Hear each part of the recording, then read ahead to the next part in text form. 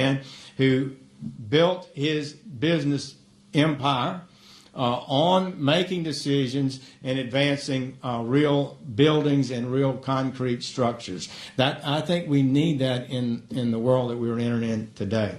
I believe he can join and bring our team together and provide leadership to them. We all know, those of you who have followed things closely, that cyber threats to America are great. I think it's important for him to share his insights on that today, and I think you'll be impressed with it. And he'll be sharing that with us today and continuing his efforts around the country. So, ladies and gentlemen, it is my great pleasure and great honor to introduce to you the next President of the United States of America, Donald J. Trump.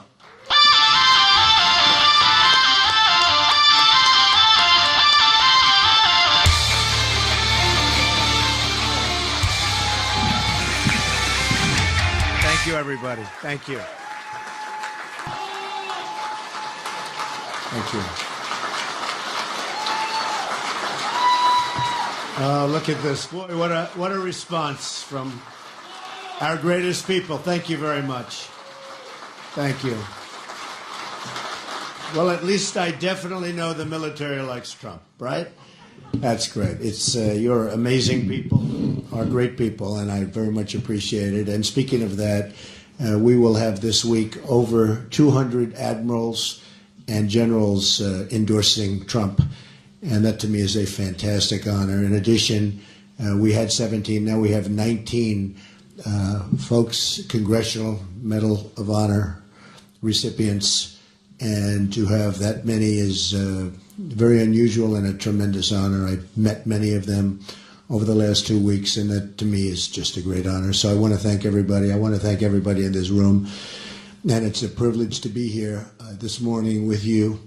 So many distinguished members of our service, and that's really what you are, very, very highly distinguished members. Before we get started, we're going to have a Q&A in a little while. I'd like to address one of the most important aspects of America's national security, and that's cyber security. To truly make America safe, we must make cybersecurity a major priority, which I don't believe we're doing right now for both government and the private sector. Cyber theft is the fastest growing crime in the United States by far. As president, improving cybersecurity will be an immediate and top priority for my administration. One of the very first things I will do is to order a thorough review of our cyber defenses and weaknesses. We have very substantial weaknesses, including all vital infrastructure. Cyber attacks from foreign governments, especially China, Russia, North Korea, along with non-state terrorist actors and organized criminal groups, constitute one of our most critical national security concerns. They're learning everything about us. And we don't want to have any servers in the basements, by the way, folks. Is anybody here? Has anybody in this group, I know our congressman hasn't done it, has anybody put a server in their basement? Oh, boy. Hillary Clinton's only experience in cybersecurity involves a criminal scheme to violate federal law, engineering a massive cover-up, and putting the entire nation in harm's way. The fact that a former senator and secretary of state claimed not to know what the letter C means is just one more example of why she is totally unfit to hold the office of president. Totally unfit. It's interesting that during her FBI review, which took place on a massive holiday and which wasn't recorded, and lots of other things, that she went 39 times. She didn't remember. She doesn't remember anything. She remembered practically nothing. But when she has to remember something, she remembers. It's a very sad situation, I will tell you. I'm sure the folks in this room are not thrilled. The scope of our cybersecurity problem is enormous. Our government, our businesses, our trade secrets, and our citizens' most sensitive information are all facing constant cyber attacks and reviews by the enemy. Just consider some of these recent hacks. JP Morgan Chase, massive bank, had 73 million emails stolen. eBay was involved and gave up 150 million passwords. Target was attacked and gave up 40 million credit card numbers. Attacks like these are happening on a regular basis both in the United States and around the world. And the costs in terms of privacy, our security, and our financial sector are truly extraordinary. Identity theft, financial laundering, as well as ransom and ransomware. I mean, think of it. All involving extortion of a hacked institution are becoming increasingly common. And they are extorting institutions. Incredibly, hackers were able to obtain at least 20 million identities of people who under FBI background and were under FBI background investigations. The information hack contains facts discovered by the FBI in doing background checks for people seeking positions with the federal government. It's a treasure trove which can easily be used for blackmail and other reasons by the enemy. The fact that this highly classified information of very, very important people in many cases was so poorly protected demonstrates that cybersecurity is just one more area where the Obama administration has failed. And speaking of failure, when we do our question and answer period, you look at what's happened with our Navy in terms of the number of ships and our armed forces generally, how they're so depleted, how they're at almost record-setting lows, and in some cases absolute record-setting lows. It is very, very unfortunate and very, very dangerous for our country. We should not let this be like the history of the mafia, which was allowed to grow into a nationwide organization which infiltrated and corrupted so many areas of society for such a long period of time. We can learn from this history that when the Department of Justice, the FBI, the DEA, and the state and local police and prosecutors were combined in a task force directed by and at the mafia, when they looked at the mafia and really went after them, they were able to get great, great successes and prosecutions out of them and seizing their business interests, did a lot of things, including their business interests, taking them away and removing their infiltration from legitimate areas of society. They've been very, very effective when everybody got together. That was a long time ago. As president, I will instruct the Department of Justice to create a joint task force throughout the United States to work together with federal, state, and local law enforcement authorities and international law enforcement to crush this still developing area of crime. And it's getting bigger very fast. It's going to be harder and harder to do. I will make certain that our military is the best in the world in both cyber offense and defense, and in every other way, by the way, every other way. We've rarely needed it more than we do right now. I will also ask my Secretary of Defense and Joint Chiefs to present recommendations for strengthening and augmenting our cyber command. As a deterrent against attacks on our critical resources, the United States must possess, and has to, the unquestioned capacity to launch crippling cyber counterattacks. And I mean crippling. Crippling.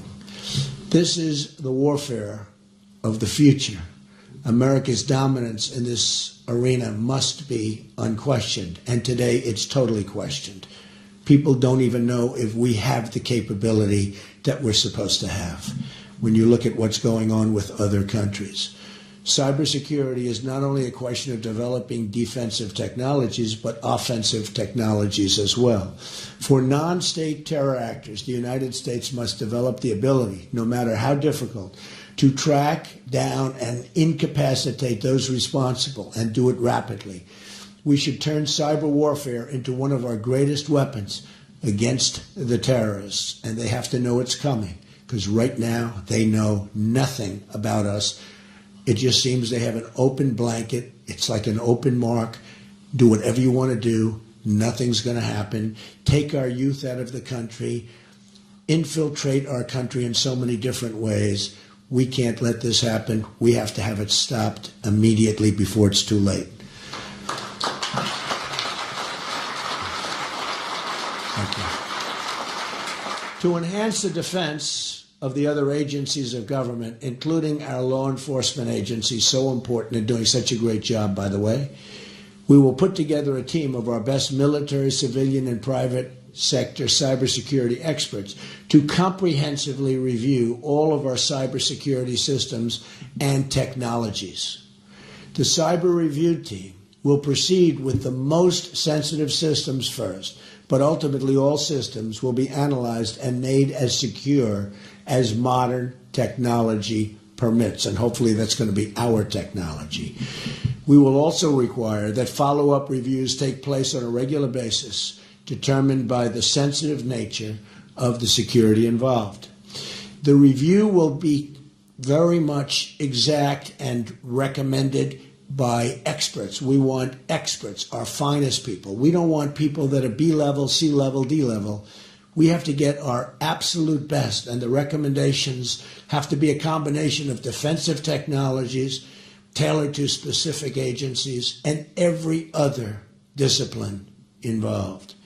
This will include the various methods of internal monitoring, attack and penetration, investigation of suspected hackers or rogue employees, and you have plenty of rogue employees, and identity protection for government employees. The review team will also remain current on the constantly evolving new methods of attack and will attempt to anticipate them and develop defenses as often as possible before breaches occur.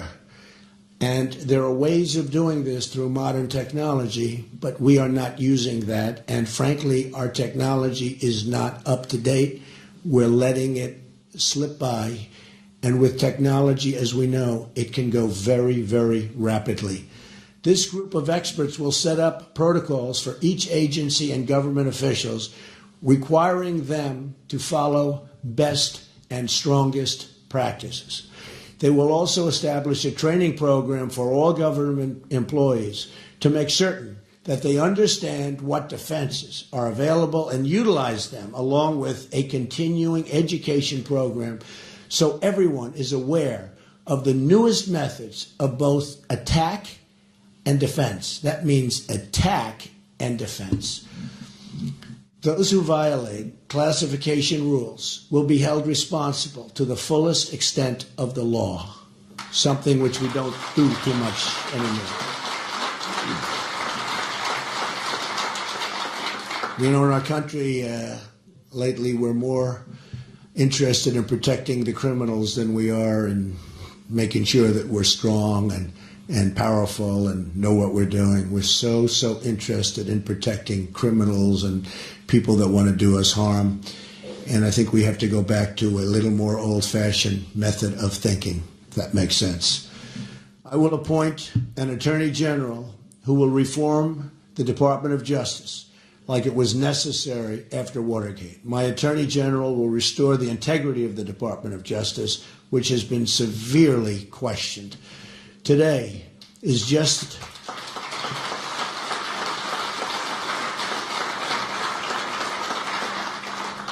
frankly, nobody's ever seen anything like what's happening today. When you have somebody getting a subpoena from the United States Congress to have your emails and all other information sent, and after, not before, after getting the subpoena, 33,000 emails are deleted and acid washed. And nobody even knows what that means, acid wash. It's a very expensive thing to do. Most people don't even know what it means. When you see something like that, and there's no crime, everything's just wonderful. You know, if you're in a private case with Mr. Smith, and they call for your records, and you get rid of your records so blatantly as this, you have serious consequences, like the most serious consequence. Here's the congressman sends out a tremendous subpoena. They want to see the emails. and they delete the emails. I can't think of anything in terms of what we're talking about much more serious than that. Congressman, do you agree? It's hard to believe that they can get away with this kind of thing.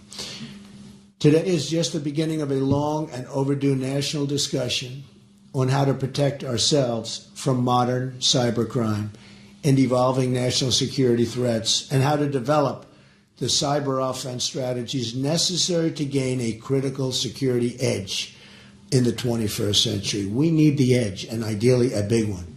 I want to thank everybody in this room. I have such respect for the people in this room for being here. And now let's begin our discussion. Thank you very much, folks. Thank you.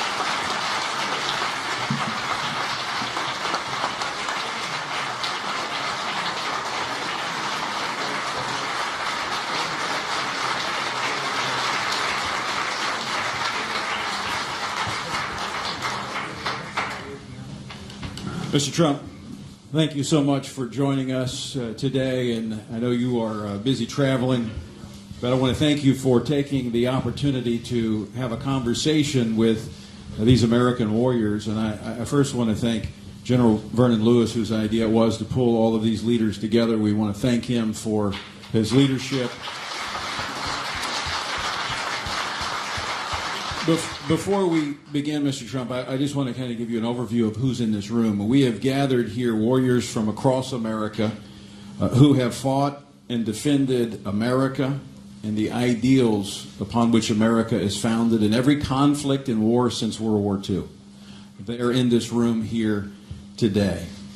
They have retired and hung up their uniforms, but they have not retired from their defending of their oath, and that is to defend the Constitution of the United States against all enemies, foreign and domestic, and they are here today in service to their country. And so with that understanding that you have a room full of warriors who are ready to report for duty to defend this country, we want to begin with our questions, and General Boykin will recognize our first general to ask a question. Well, I'd like to say thank you for being here as well. Our first speaker probably has seen more combat than anybody else in the room here because he's fought in 3 wars. It's General Frederick or Fritz Croson.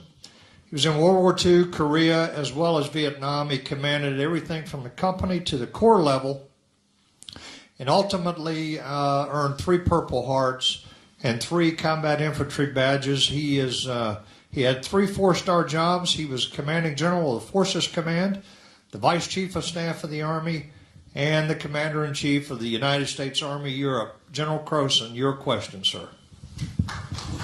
Thank you, General. Is this on? Is this on? You're on. I'm on. Mr. Trump, I only speak for the Army. It's not because I ignore the needs of the Air Force and the Navy, but and I accept everything you have said about the cyber threat to us.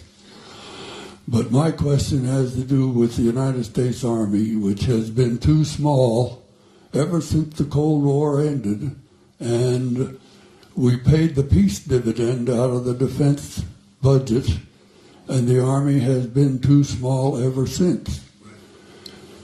When we were committed into Iraq and Afghanistan, and the Chief of Staff of the Army was asked how many troops he was going to need to finish that war, and he said about 300,000. He was made a pariah, and nobody asked for his advice and counsel for the rest of his tour duty.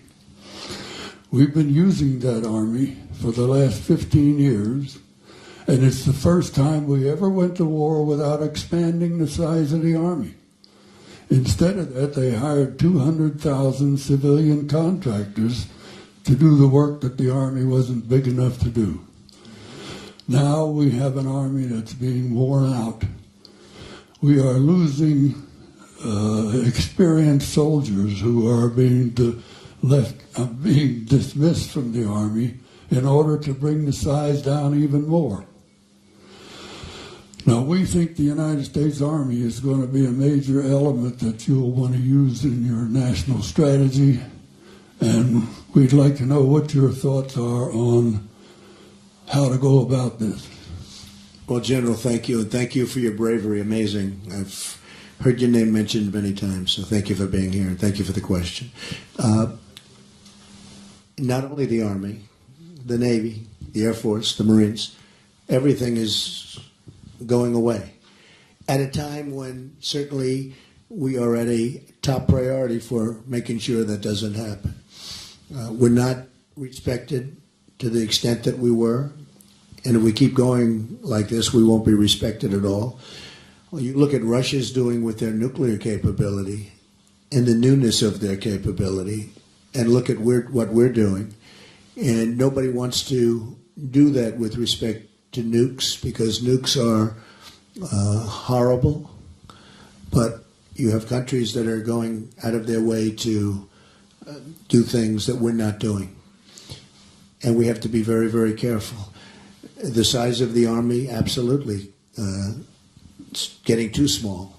In fact, a certain general, when he left about a year and a half ago, said, we are not only too small, we're the least prepared that we've ever been since he can remember, the least prepared.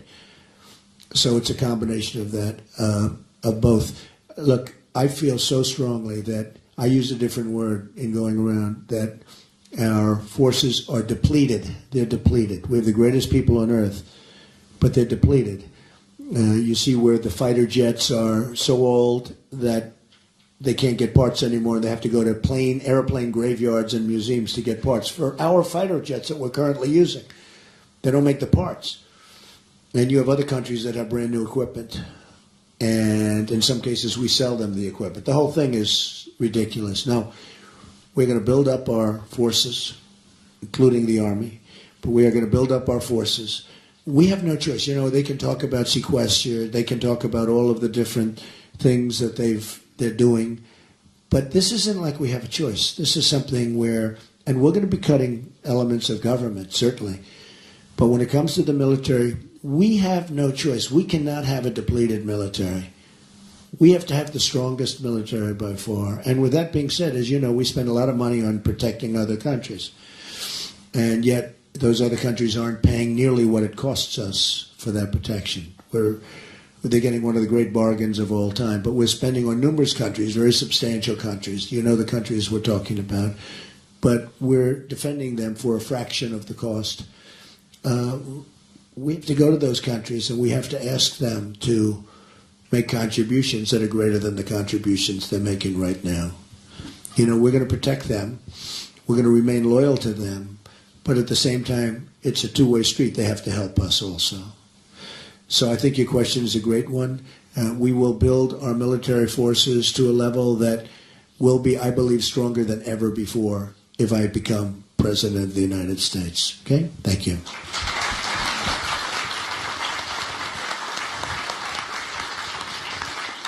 Earlier, before you arrived, we mentioned today is the anniversary of the Black Hawk Down in Mogadishu. And one of the officers that was there that we recognize is going to ask our second question, Major General Gary Harrell. General Harrell has had multiple tours with the 82nd Airborne Division, has been on combat missions from Panama to Somalia. He was the commander of U.S. Special Operations Forces at CENTCOM and led the first Special Forces into Afghanistan. He retired in 2008 from the United States Army Special Operations Command. General Harrell. Hello, Jim. Yes, sir. The Obama administration has yet to develop a strategy for dealing with the global jihad movement. The terrorists are motivated by a theology that drives them to atrocities against non-believers, be they Christians, Jews, or other faiths. Americans have not been allowed to know the enemy or call them by name.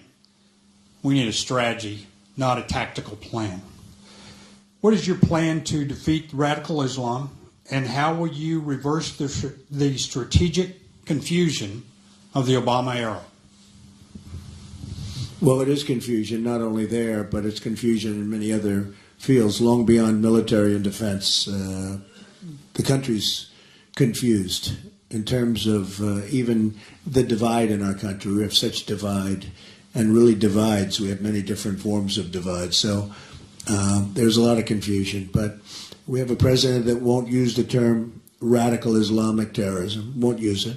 Will spend long periods of time explaining to people why he won't use it. At the end of the explanation, nobody knows why he still won't use it, because the explanation is no good. And I mean, honestly, we have a president that, in my opinion, really doesn't know what he's doing. We have a president that doesn't know what's happening. And when it comes to the military, I always said, keep the oil. I said, don't go in, but I said, keep the oil. Had we kept the oil, you wouldn't have ISIS, because they fuel their growth with the oil. But I read something and saw something over the weekend that really bothered me, because I believe in, I'm a big fan of General Douglas MacArthur and General George Patton and, these great generals. Some of the generals, big fan of some of the generals in this room. In fact, we have General Flynn is with us, and General Kellogg. We have a few generals that have been so incredible to me. Now we have 200. But generals and admirals, I'm never going to forget admirals, right? Those admirals. I will never forget the admirals. That I can promise you. But it was very disconcerting when I saw that an attack is planned on Mosul. An attack is planned. And, we're involved in the attack, but the Iraqi forces are planning an attack on Mosul. It should happen over a short period of time, and the work will be. Why do we have to talk about it? Why? I never saw anything like this. Every time we're going to attack somebody, we explain we're going to attack. We'll be attacking at 3 noon on March 25th. I don't know. Unless you disagree with me, wouldn't it be better if we were going to go after Mosul to not say anything and do it, as opposed to announcing? They're announcing all over television they're planning to attack Mosul. And whenever they ask me the question about what are you going to do about ISIS, I say, I have a real chance of winning. I don't really want to tell you. I have very strong ideas, and I'll be dealing with the people in this room and other folks that are, very good at this. But the last thing you want to do is give notice to the enemy. When President Obama announced that he was leaving Iraq, he was talking about dates and times and what we're going to do. The enemy pulls back. We think we're doing well. Well, they pull back. They're not stupid. And then after we leave, you see what happened. So I just want to say that we are going to hit ISIS hard, and I mean really hard. But I do think this. The American public doesn't have to know the date and hour and second that we're going to attack and from what side we're going to attack. We're going to attack from the eastern quadrant, and it'll take place on a certain day at a certain hour. We don't need that. They just want to see victory. We don't have victory. I mean, we're dropping... we're dropping things all over the place. Who knows what they're hitting? Who knows how many people are being killed? And who knows if they're the right people? But at some point, we have to stop a force that's going out and drowning people in steel cages and chopping off heads. These are barbaric people. These are people that, I used to study medieval times, and, they chopped off heads.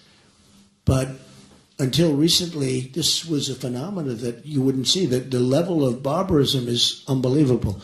So we're going to stop them. We're going to stop them cold. We're going to stop them very powerfully.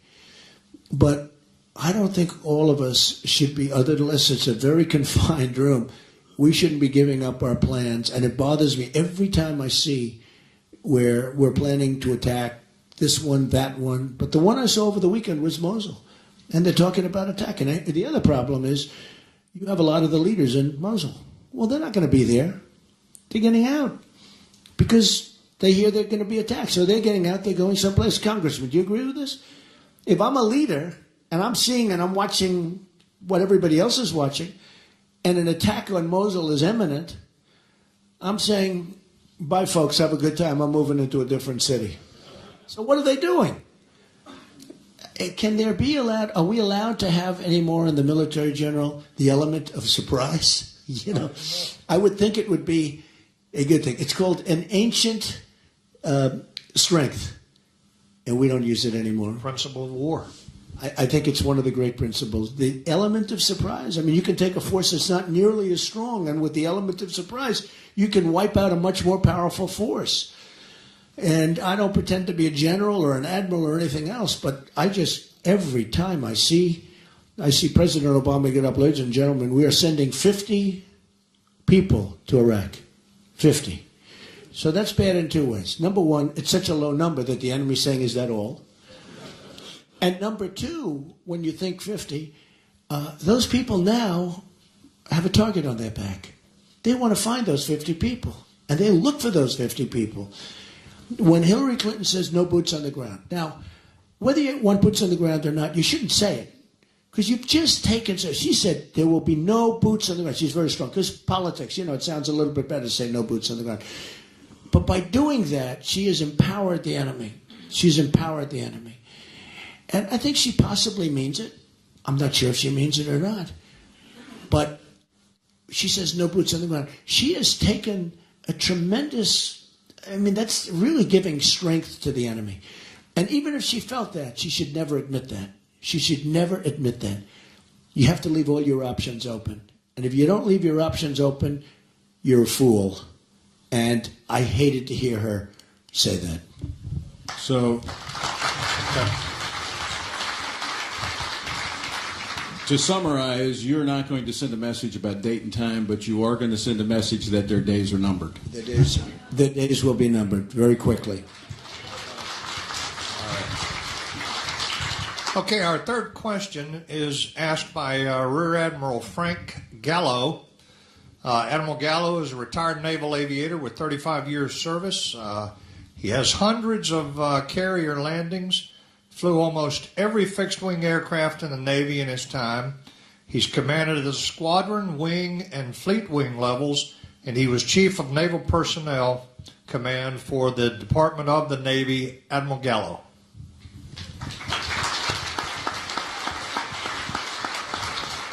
Mr. Trump, I'm happy you haven't forgotten the admirals, of course.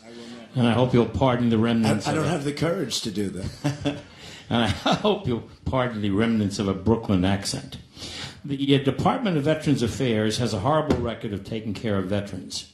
As you recall, there were lengthy lines at VA hospitals, substandard medical care, and falsified medical records and accounting. Leadership changes and new unrealistic laws have failed to correct the problems.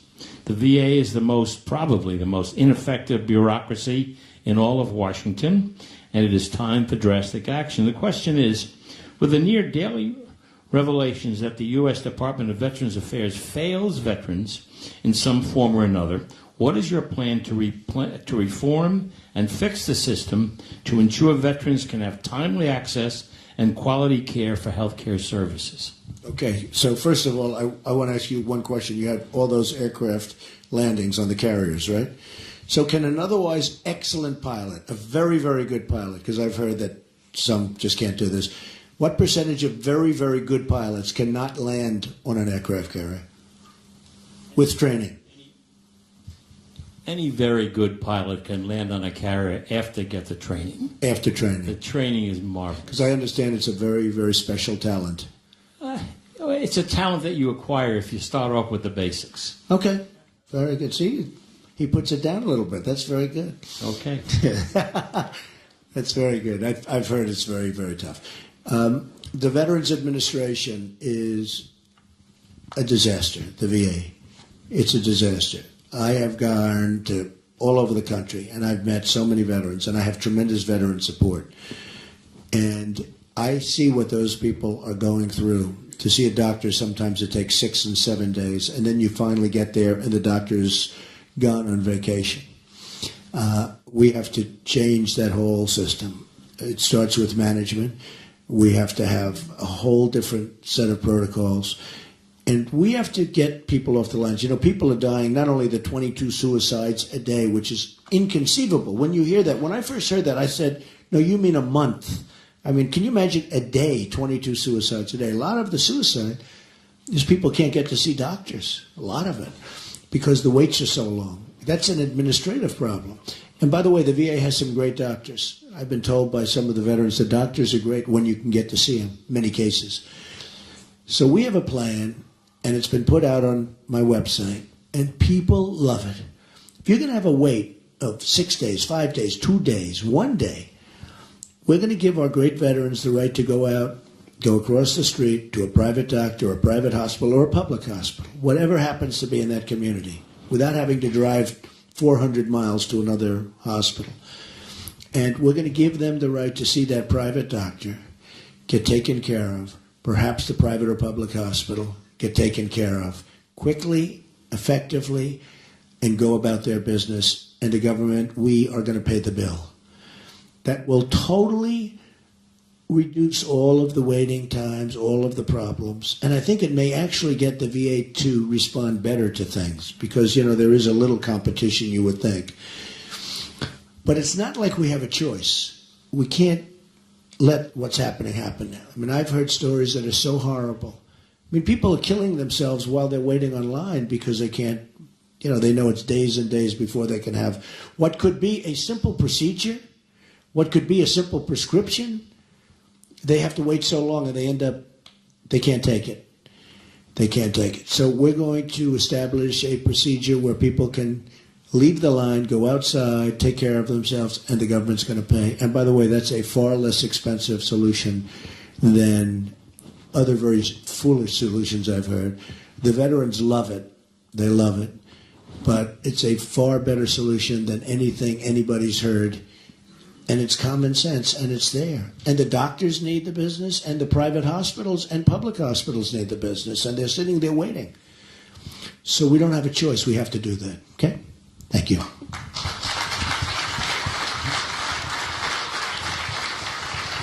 Thank you, Mr. Trump. We're going to transition to another set of issues, one that really has become a hallmark of your campaign, and that is challenging the area of political correctness. Colonel Don Bartholomew was an adjutant general officer and former commandant of the Army AG School. He is a decorated combat veteran, and he has our next question. Colonel? Sir, the U.S. military has been long successful because of the warrior ethos that's part of its DNA. But under this administration, that ethos has been under attack, and in some cases undermined by the forces of political correctness. The military has become an institution for social experiments, and as a result, the military has undergone a number of changes to regulations with regard to women in combat, transgender rights, and other issues.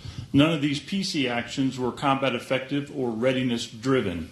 In fact, the opposite is happening. Deployability, readiness, and morale are all adversely affected. So my question to you is, what will you do about the social engineering and political correctness that's been imposed upon our military? Well, we're going to get away from political correctness, and we're going to have to do that. Like the whole concept of profiling. I mentioned the other day profiling. Everyone goes, oh, profiling. Well, profiling is, in Israel they're doing it, and they're doing it well. And we may have to do that, and we may have to do other things. But you're right, we have a politically correct military, and it's getting more and more politically correct every day. And a lot of the great people in this room don't even understand how it's possible to do that. And that's through intelligence, not through ignorance, believe me. Because some of the things that they're asking you to do and be politically correct about are ridiculous. I will say, I would leave many of the decisions of some of the things you mentioned to the generals, the admirals, the people on top. And we get some of the congressman just mentioned to me, and I think it's true 100%. You get your top enlisted people in that, and you have some discussions with some of these top enlisted people who know it better than probably anybody. But we get our military people to come back and make recommendations to me, and I will follow those recommendations. I will follow them very strongly.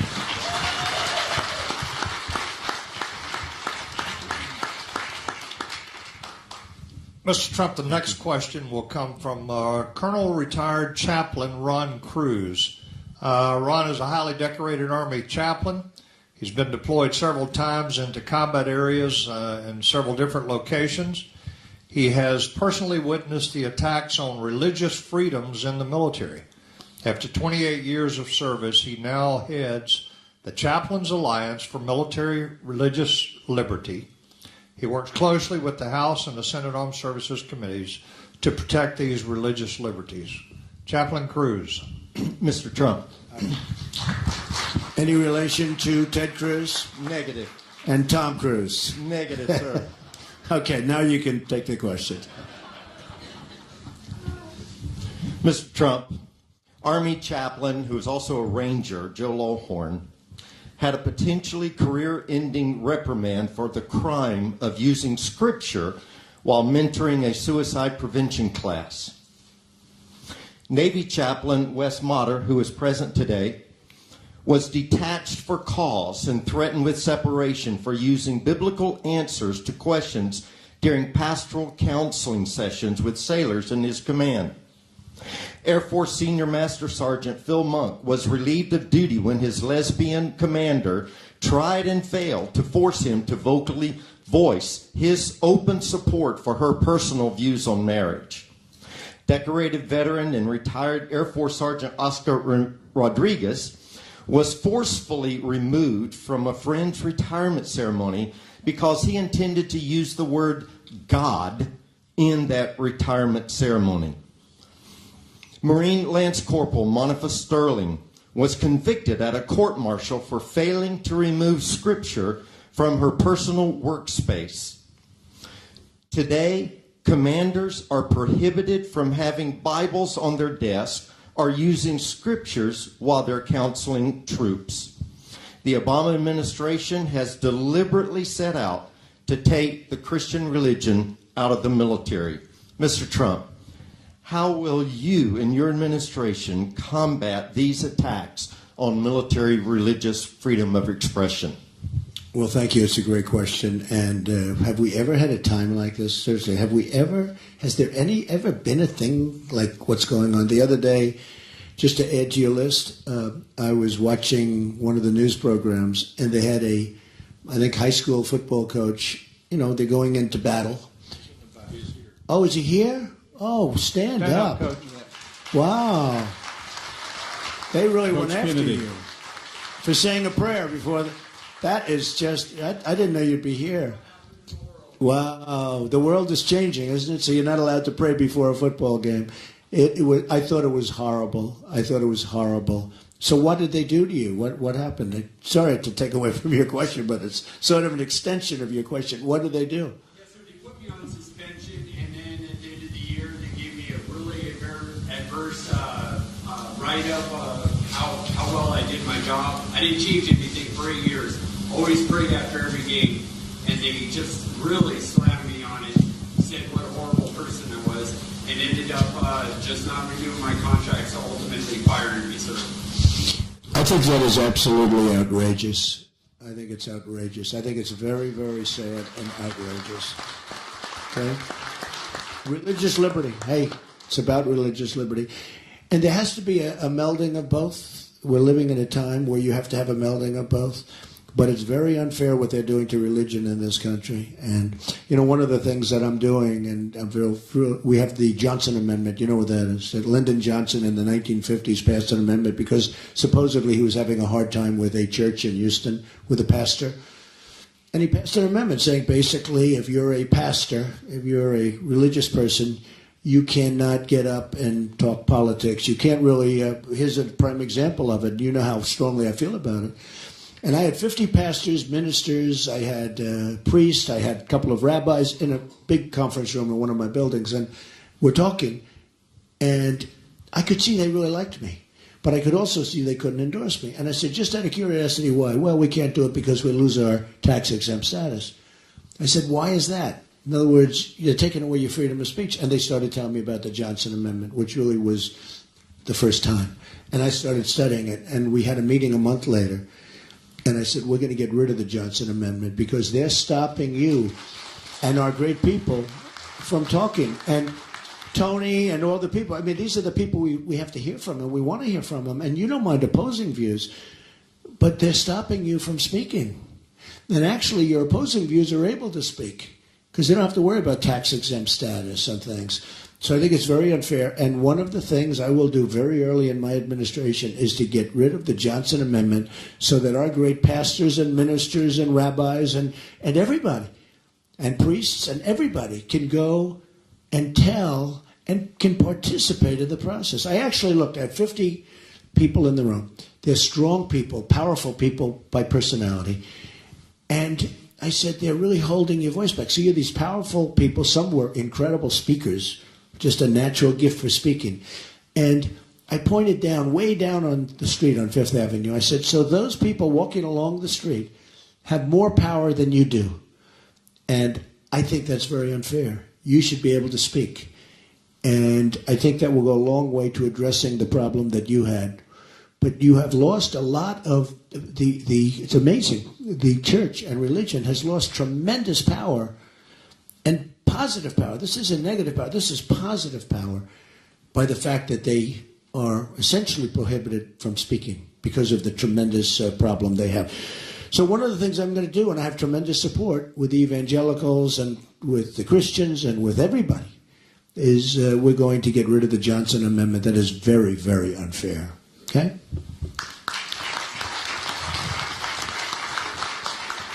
Thank you, Mr. Trump. In fact, in relation to that, last week, the Republican leadership introduced a measure that would, in fact, repeal the portion of the Johnson Amendment that prohibits speech by churches and nonprofits, and that was in large part because of the visibility you've given to that issue, in fact, insisting that it be in the GOP platform, the repeal of that as well. So we thank you for very honored by that. Yeah, they did it last week, so that's the beginning of my process.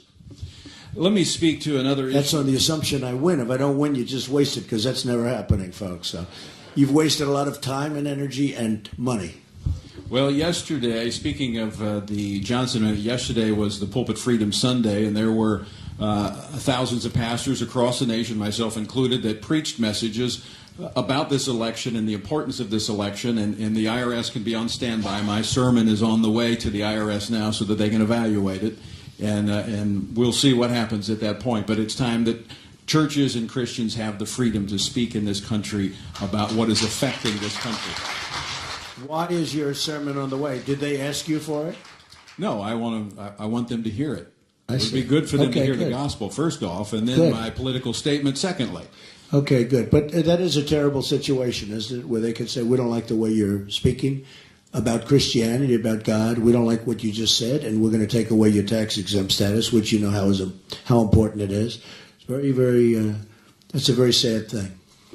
You have mentioned the generals and the admirals, and I want to talk. Don't forget the sergeants. All right. No, that's what I'm talking about. We want to get their advice also. Believe me. In fact, Coach Kennedy, his story, which was actually broken by Todd Starnes at Fox News, is a retired Marine gunny sergeant. And our final question, I do want to thank you again for being so generous with your time and having this conversation with these military warriors.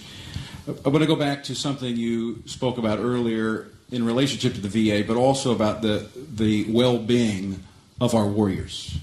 You know, a nation is judged by how it takes care of its warriors, those who have defended our ideals and our principles and have been willing to put themselves in harm's way. And this is not unconnected with the conversation we were just having, because it is that Christian ethic that even Jesus talked about. Greater love hath no man than to lay down his life for his friends. And many in this room have been willing to do so, but they have seen their friends make the ultimate sacrifice. And that is a burden that they carry. And it is a difficulty that they face. And we should not require them to face that alone as a nation.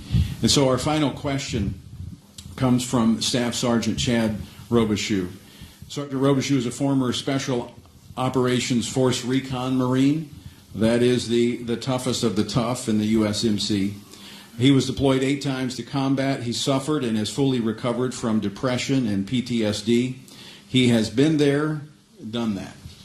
He now heads the Mighty Oaks Warrior program that serves active duty veterans and their families in the most statistically successful such program of its kind in the country. Staff Sergeant Robichaux. Good morning, Mr. Trump. as you mentioned, there's a tragic suicide epidemic among our veterans, among our military and their families. While the military and VA are working on the problem, their efforts continue to fall short.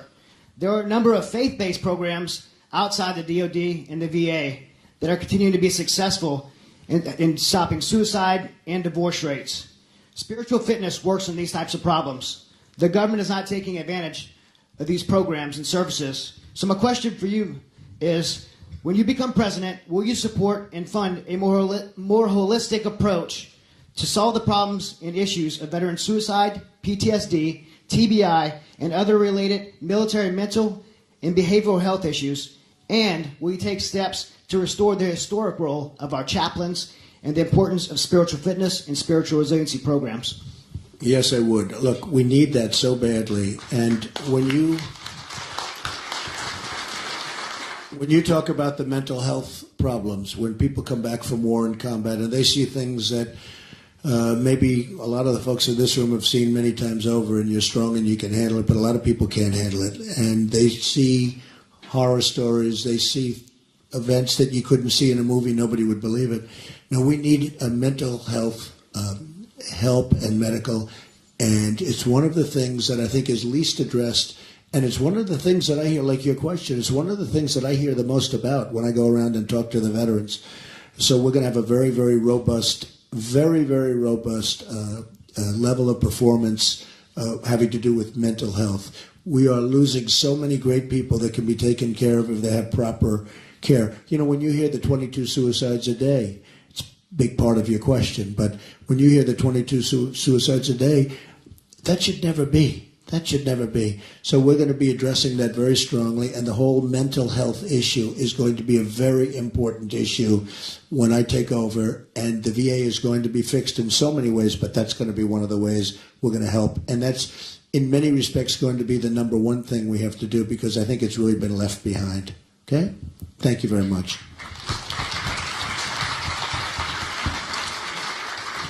Just say one thing, Tony. We were talking last night, and one of the things that we are excited about is that you're beholden to nobody, except maybe Kellyanne. Yeah. But you're going to have to choose leaders. You're beholden to no one. We'd like to see a Secretary of Defense that is there because he or she has the capabilities and the qualities that are required to move our military back to where it needs to be. You're beholden to no one. We could give you several recommendations if you're interested, but I actually like that. I think, who else should I be listening to but the people in this room? Military leaders.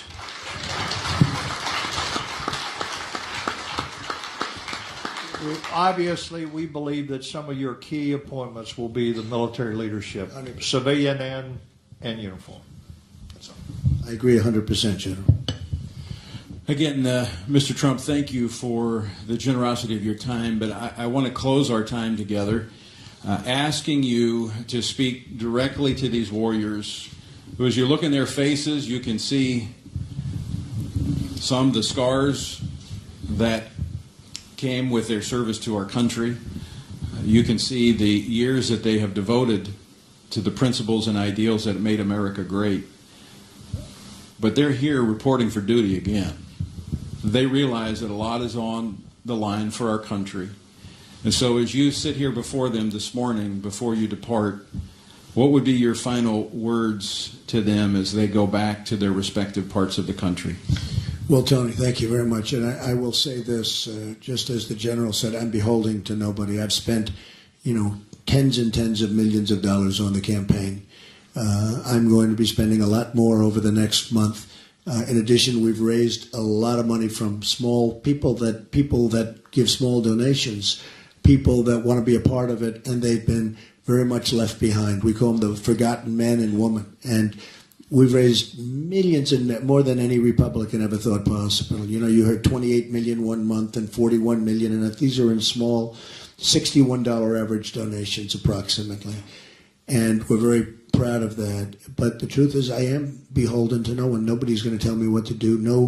no group that owns a military firm that gives military supplies, because I know I've heard the case where oftentimes you want to buy certain weapons or something and you like one but you get the other one because that one has a contact to our politicians. Those days are over. Those days are over. You're going to get the best. You're going to get the best equipment. You're going to get what's good. You're going to get what the generals and what the admirals and the enlisteds, and we'll get together. We want to get the right stuff. But the truth is that the people in this room and your representatives all over this country, the military people, are so important to our country. Without you, we wouldn't be here. I don't think you've been given the respect that you deserve. I don't think you've been allowed to fight ISIS, as an example, the way you wanted. I don't think you've been allowed to fight in Iraq the way you've wanted. If they listened to the military people, we probably wouldn't be having an ISIS right now. I think I can say, not probably, I think we definitely wouldn't be having an ISIS right now. But we're running a war by politicians, and we're running a war by political correctness, as per that question. I can only tell you this, and I speak about it all the time. We have a Navy that hasn't been in this position since World War I. We have an Army that hasn't been in this position since World War II, in terms of levels and in terms of readiness and in terms of everything else. We are not capable like we have to be.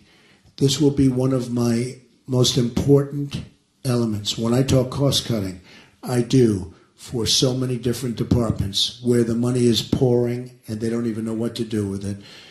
But when it comes to the military, we have to enhance our military. It's depleted. That's the word I tend to use. It's we have a very depleted military. We have great people. We have a depleted military. I told you about the jet fighters. Well, it's like that with so many other things. So we are going to take care of our military. We are going to take care of our military, the people in our military, the finest people we have. We are going to take care of our law enforcement, because in some ways that's going hand in hand now more and more when you see what's going on and the people that we're allowing into our country. We are allowing people into our country that are going to cause us tremendous problems. This isn't a question of will it happen? This is a question of when. But we have people coming into our country who are going to cause you and our law enforcement tremendous problems, and therefore our society in the future, because we have politicians that should be ashamed of themselves. So I can only say this: a very, very important element of any country but our country, and in my opinion, the single most important thing that a president can do is the defense of our country. I mean, we can talk all of the elements. We can talk about Medicare and Medicaid and Social Security. We can talk about school. We can talk about everything. Defense is number one, or we don't have a country. Our military,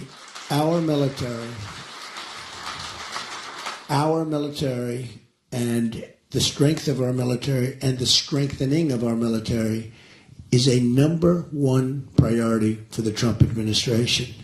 And the world's going to respect us again, and they don't now. A lot of that has to do with the leader, and a lot of it has to do with leadership. But our country is going to be respected again, and we are going to make America great again. Thank you all very much.